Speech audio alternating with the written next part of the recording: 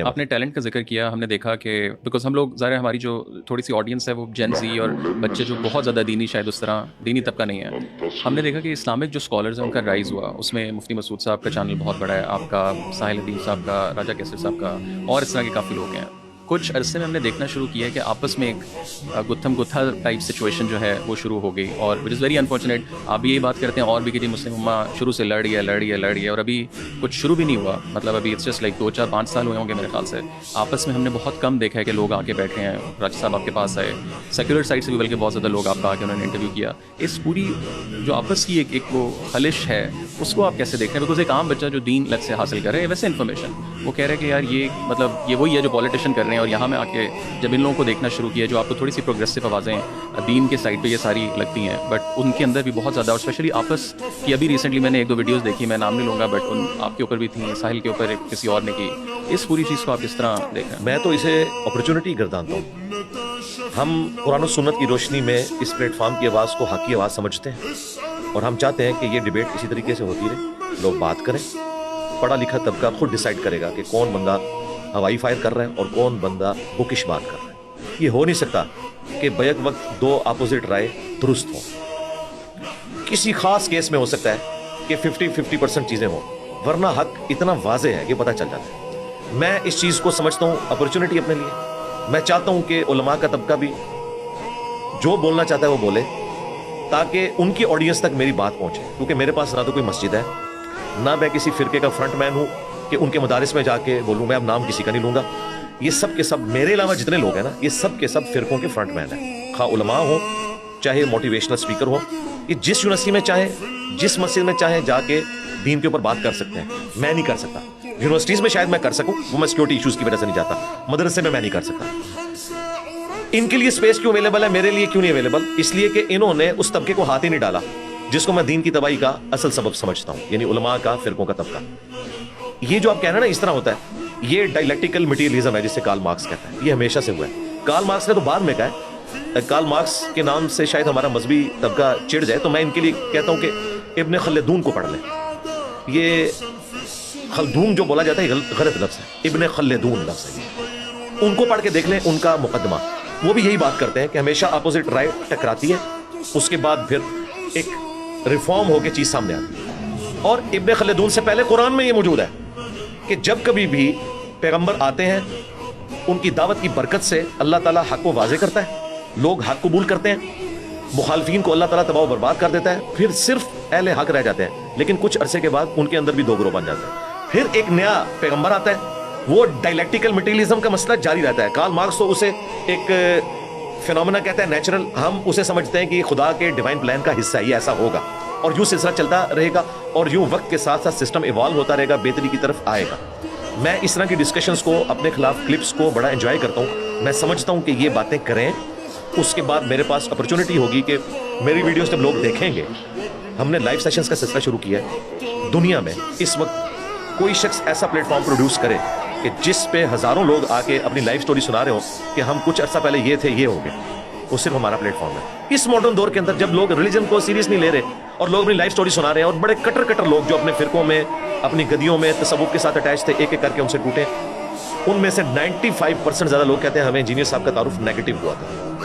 हमारी इस दावत को बूस्ट देने में सबसे ज़्यादा किरदार जो है ना, वो उलमा का है, जिन्होंने मेरे खिलाफ जुमे पढ़ाए, मेरे खिलाफ तकरीरें रिकॉर्ड की, कभी मेरे ऊपर तौहीन मज़हब का इल्ज़ाम लगाया, कभी मुझे कादियानी कहा।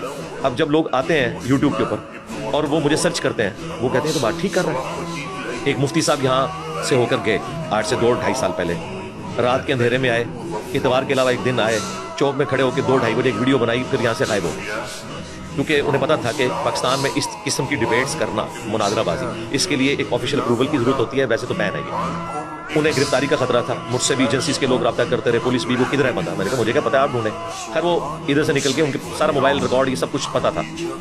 और फिर आखिरी दिन भी वो रात के 2:30-3 बजे आए वीडियो के, देखो मैंने इतना टाइम दिया था, इसमें कुछ नहीं किया। तो इस तरह जब करके गए, उसके बाद सैकड़ों नहीं सरकार, हज़ारों देवबंदी जो उनके फिरके से ताल्लुक़ रखते हैं, लाइव स्टोरीज में आके बता चुके हैं कि हम तो जानते ही नहीं थे इंजीनियर साहब को। जब इन्होंने वीडियो अपलोड की, हमने कहा कि ये कौन बंदा है जिसके लिए ये बंदा जेल में पहुंचा है। हक पता चल गया। अभी कुछ महीने पहले एक और फिरके, यानी बरेलवी मकतब से ताल्लुक़ रखने वाले मुफ्ती साहब आए, उसके बाद कई लोगों ने हक बात कबूल की। लिहाजा मैं तो इससे कोई नहीं घबराता।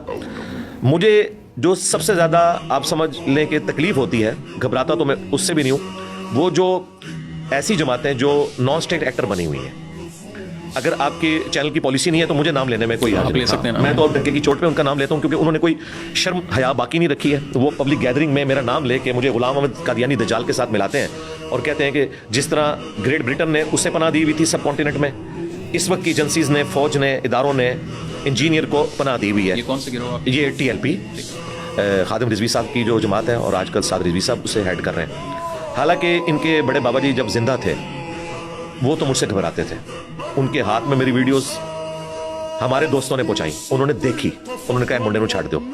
ان کو پتا تھا کہ یہ بات جو کر رہا ہے اس سے ہمارے فرقے کا جنازہ نکلے گا اگر میں اسے ریبٹل کروں. صرف انہوں نے ایک جملہ بولا, وہ بھی اپنی پبلک کو خوش کرنے کے لیے, کہ نیٹ پہ ایک لڑکا ہے جو مجھے کہتا ہے کہ لبیک یا رسول اللہ کہنا چاہیے, لبیک یا رسول اللہ نہیں کہنا چاہیے. میں نے عربی لنگوسٹک میں بات کی تھی کہ آپ صرف نہ پڑھا رہے ہیں, اتنے بڑے بڑے علماء, 1.5-2 لاکھ علماء ان کے شاگرد تھے عربی لنگوسٹک میں, تو آپ نعرہ اپنی جماعت کا درست کروائیں, لبیک نہ کہا کریں, لبیک یا رسول اللہ. اب انہیں پتا تھا کہ بات ٹھیک کر رہے ہیں. اسی کلپ میں میں نے ان کے بزرگوں کی کتابوں سے, علی حجویری صاحب کی کتاب کشف المحجوب جو وہ ہاتھ میں پکڑ کے لہراتے تھے, میں نے چند گستاخانہ چیزیں ہائی لائٹ کی کہ انہوں نے نبی علیہ السلام کے بارے میں ایک جھوٹا اسکینڈل لکھا ہے ایک صحابی کی بیوی کے ساتھ. انہوں نے نبی علیہ السلام کے اوپر یہ جھوٹ باندھے ہیں, یہ لاہور سے چھپ رہی ہیں کتابیں, آپ آن کرتے ہیں, آپ دکھاتے ہیں. تو مجھے ان باتوں کے جواب دیں, یا تو کہیں کہ یہ کتابیں بدل گئی ہیں.